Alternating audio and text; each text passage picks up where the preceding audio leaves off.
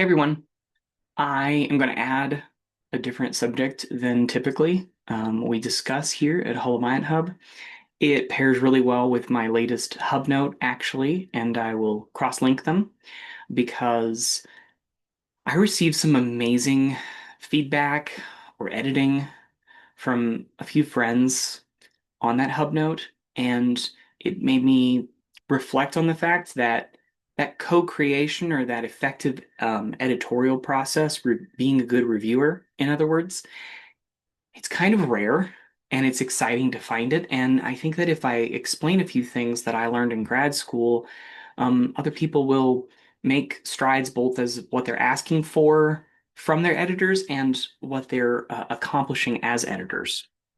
So, as a quick outline, I really want to focus on, again, that hub note example will come first, and then I also have an example of a book that I helped edit this year.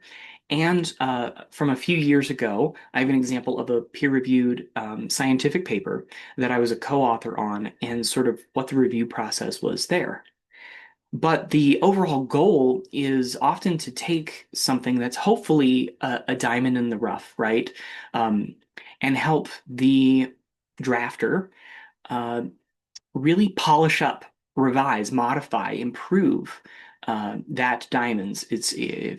Find a way to grind it in different ways so that it has an inner sparkle or it reflects what it truly is inside, right? Generally, as a drafter, I don't ask for more than two or three people to review my work. I just find that is a sweet spot where more feedback is not always helpful. But usually between two or three reviewers, I'm going to catch some big ways to improve things, and often everybody will catch the same awkward sentence or missing thought, right?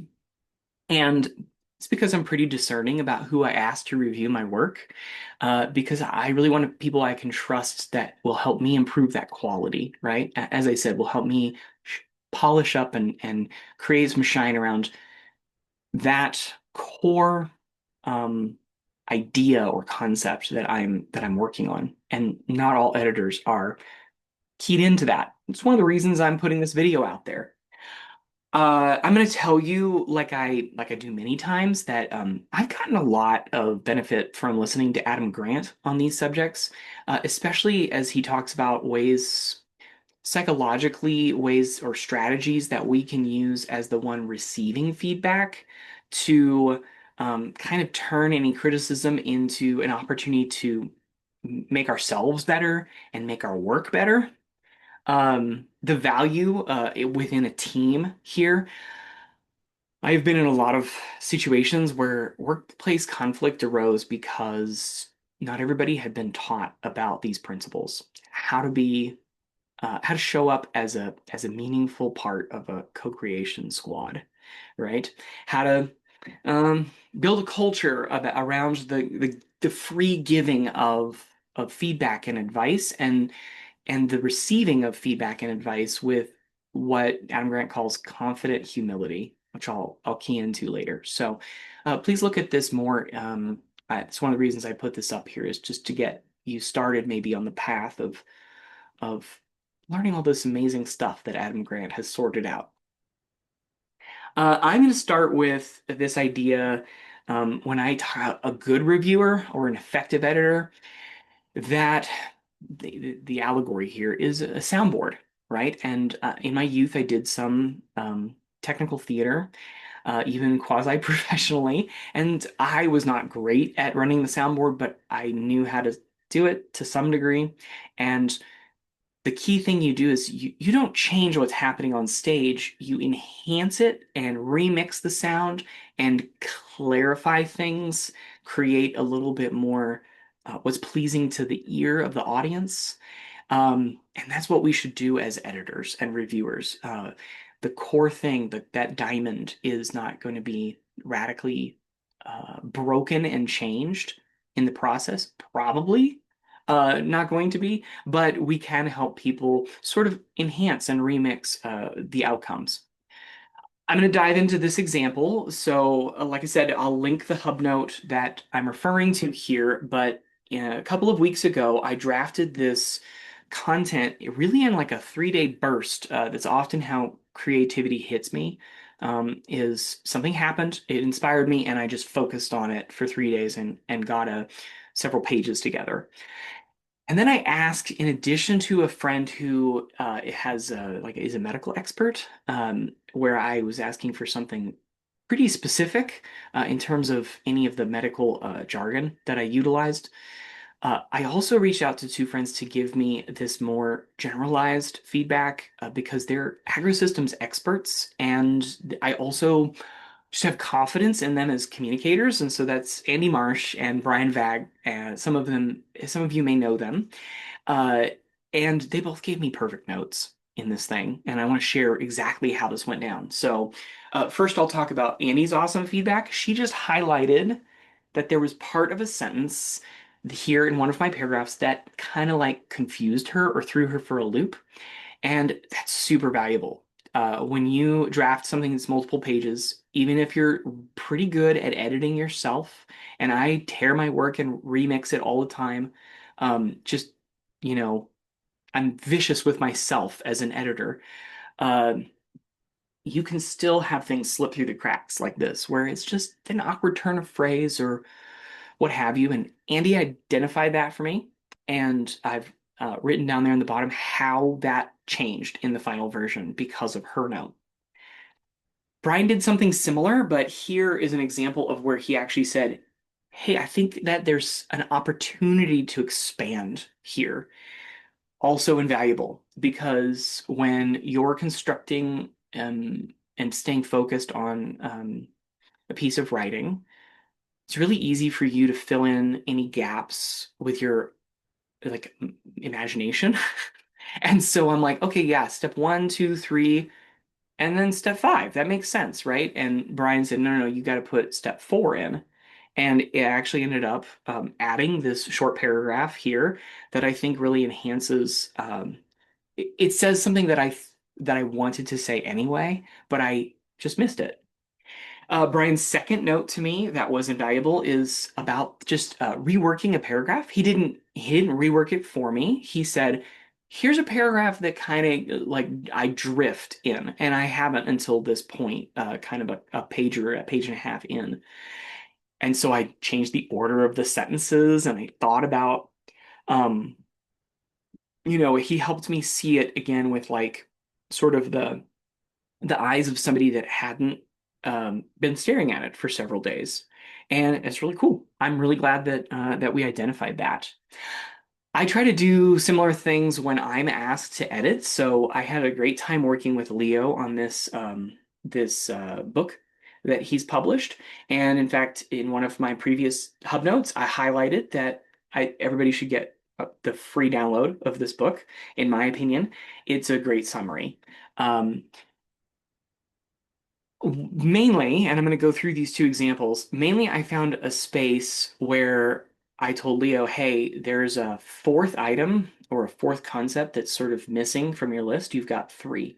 So I helped him sort of expand and add a concept so that it's more complete. And I have that perspective as a subject matter expert that has been learning in this area. And I just go, well, there's one thing that you're not talking about. Here it is. And then I also recommended, and I'll show this example in a little more detail, um, that the focus of one of his chapters shift away from fungal to bacterial ratios. It was just a little too in depth in these things, and I'll explain where there's some generalized concepts that are useful, and then the detail can actually distract and misinform, not even directly misinform, but cause a number of readers to go down a incorrect pathway. Let's put it that way. Okay, don't be overwhelmed by this. I've taken a screenshot of like my actual track changes feedback to Leo from his first document. I've got his permission to share this. We're not, needing to hide anything here because this was what I was kind of hired to do for him was to rip everything apart and to treat it like I'm a technical expert. Here's my review of your concepts. And I was really happy to work with Leo on this and see how much he shaped that diamond. Here's the original list. He talked about when microbes can protect against pathogens, that they do so through competition, consumption, and inhibition.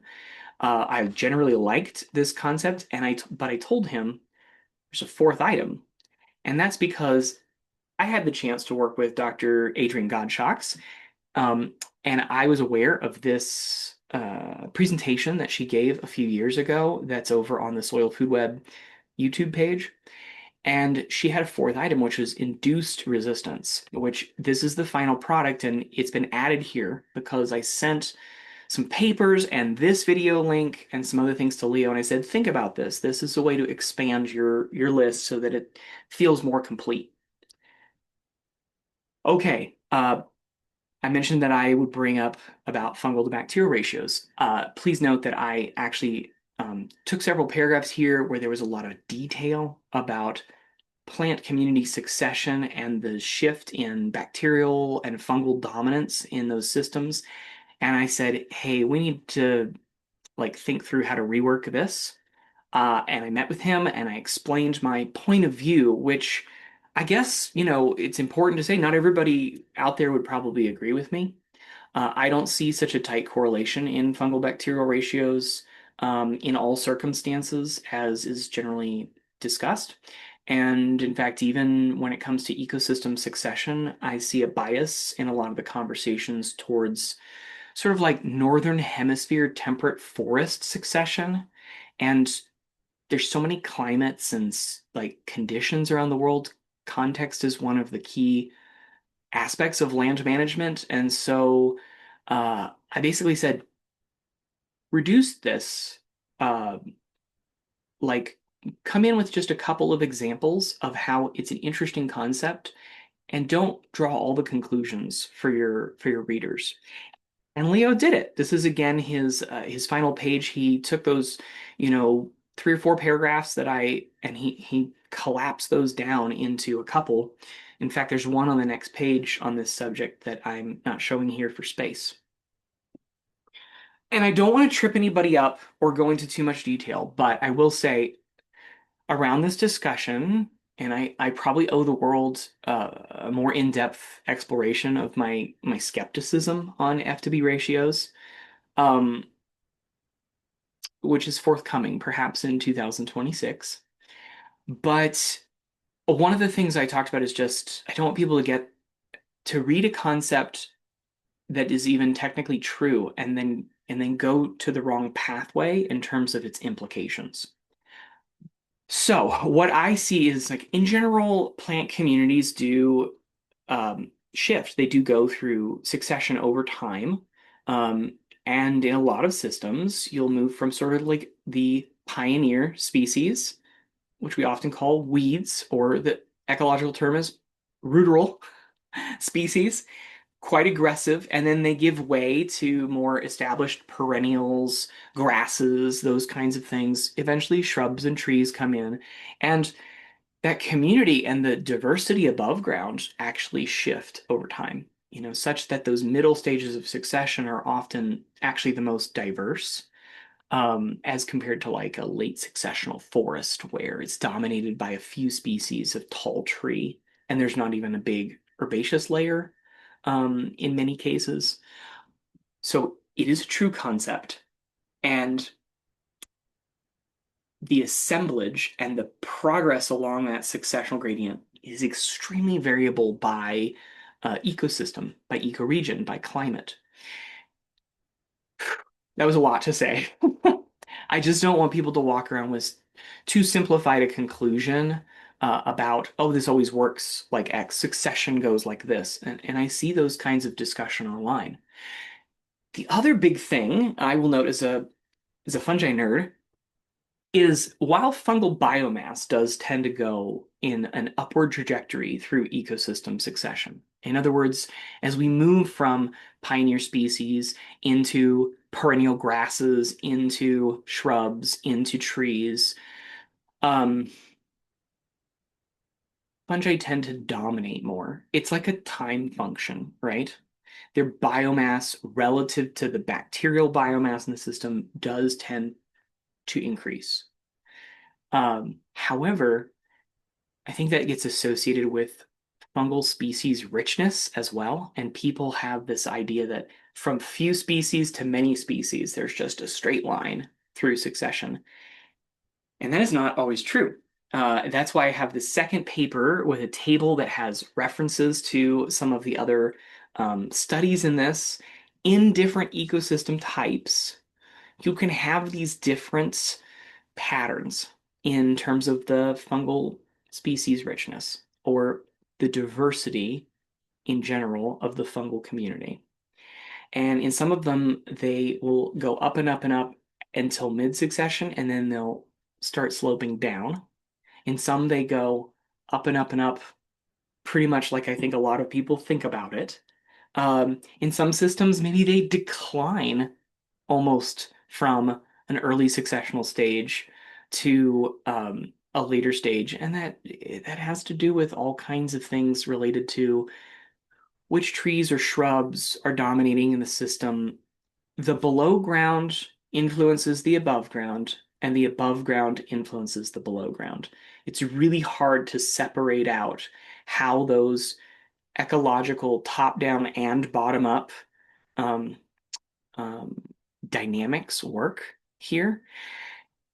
So I just gave you a load of technical detail. This is the kind of perception I bring into when I edit something, and especially when I'm asked or tasked with a technical edit. So I say, okay, I've got this accumulation of 18 years of perspective of reading different papers, of thinking through these ecological dynamics. And sometimes it doesn't work to go into all of that in the paper, but that framework helps me say, why don't we cut some of this detail, refocus this, right? I just really went out into the weeds there with y'all ecologically. Like I said, I'm going to explore this in more detail as a topic, F to B ratios, because I think that the way that they get discussed and thrown around in soil enthusiast kind of circles, regenerative land management, ecological hippie circles, I think it can be really problematically simplified. What I ended up doing with Leo is suggesting he simplify it further so that it wouldn't necessarily take people into any of those strange territories that I mentioned. Okay, thanks for hanging with that one. Let's get to my final couple of examples. Like I said, I'm rewinding the clock here. This paper, which we published in 2018, it actually is on my Google Scholar linked as my most cited work as a co-author, double, almost double what I did, like the premier chapter of my dissertation. So people really like to cite work on trichoderma and in grasslands, and that is something I'm interested in, even though it's not my main focus. But now, years ago, I was asked during my postdoc to join this co-authorship team. You know, the main um, the main thing I got as an early career scientist is I got my name on another publication in Frontiers in Microbiology, which is I consider a very nice journal. Um, it's a prestigious enough peer-reviewed publication. This paper was a heavy lift. I started off by going through for at least 20 something hours and then maybe a dozen more on a second round, just fixing what I call the prose, saying like a comma is needed here, this is not the right term here. Sometimes I would be confused as to what was the attempted communication. I'd actually have to go read the paper that was cited and then say, okay, now I see where I was confused. Let me change it this way, right? So there was a lot of editing that was just like polishing the English, basically.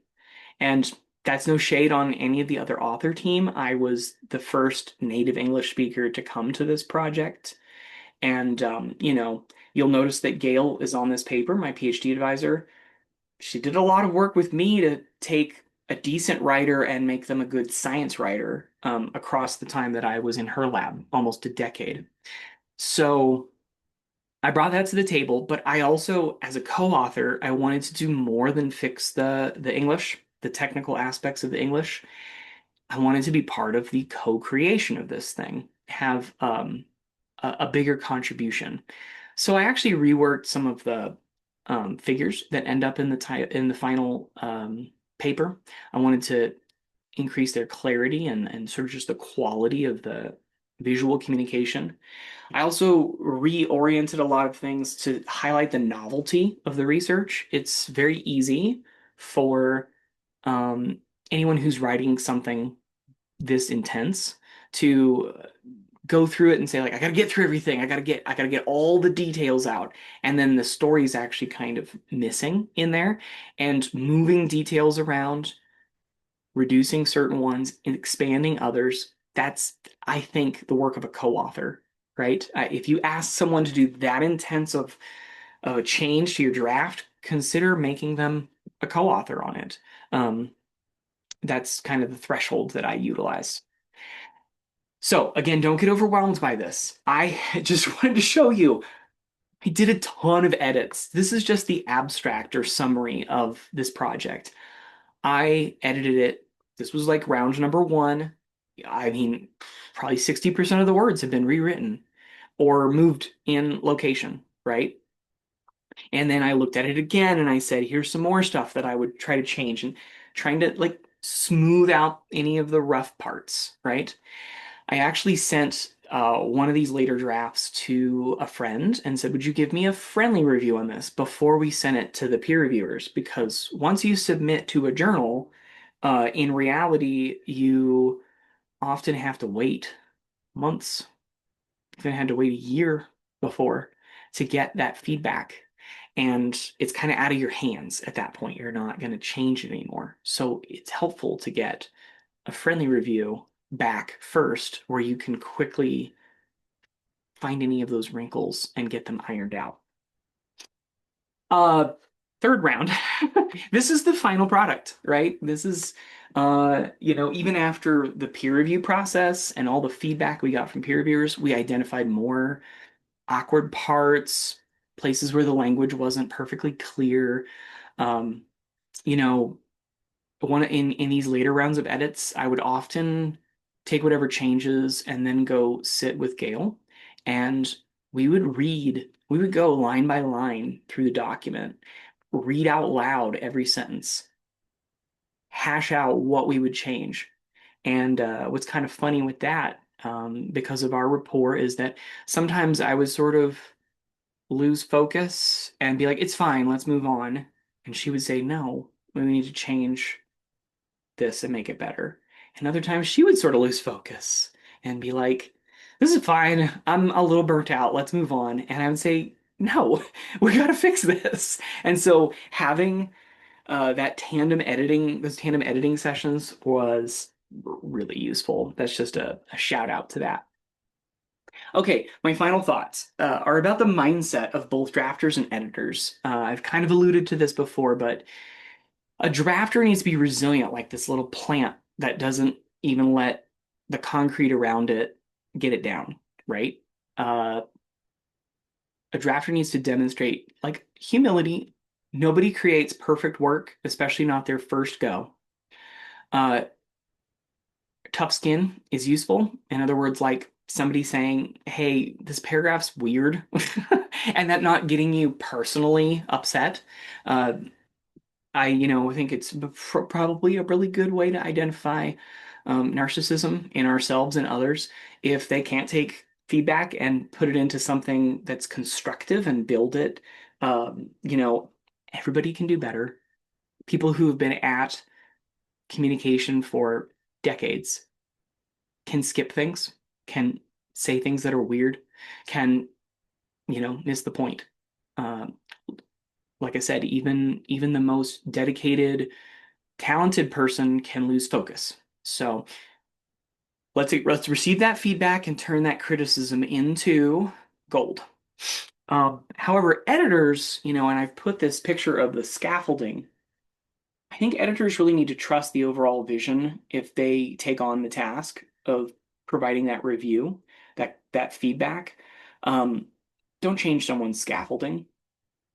I had in grad school a few people that I really had to push back on their way of providing feedback because they would sort of take something I wrote or visually created and then just change it and hand me the changed version. And I'm like, I don't even know what's going on here. This doesn't have the original vision that I had. Um, Accepting those parameters. There's no reason as an editor to bulldoze the author. It's their work, right? You're there to help them enhance their work. Um, and it's a skill. It's a skill for an editor to offer their feedback specific, actionable, direct. It's very helpful, like my examples earlier, but not to go to the hey, you should change focus or do this other thing that I like or whatever. You have to set your own frameworks aside to some degree and say, I will accept the scaffolding that this author um, is doing, their overall focus. It takes a lot of mutual trust. I hope people are picking up on that. Um, and learning each other's kind of habits as well. So, okay, there's my pontificating on those things. I just want to wrap things up here by saying we can boldly go. If you have an idea to write something, let the madman loose and write, just get it all down. And then you can bring your own judge in and cut out, throw away. I do this all the time. I start by drafting 4 pages and I cut it down to two, right? I do a hatchet um, job on my own work. Um, so boldly go in terms of the composition and boldly go as an editor. See yourself as, if you've been asked to give someone feedback, you have something that they think would be valuable, and it's worth going forward boldly with that. Kindly, directly, boldly, right? So hope everybody found this like a useful exercise. And I just wish everybody luck in all of their editing and composition endeavors.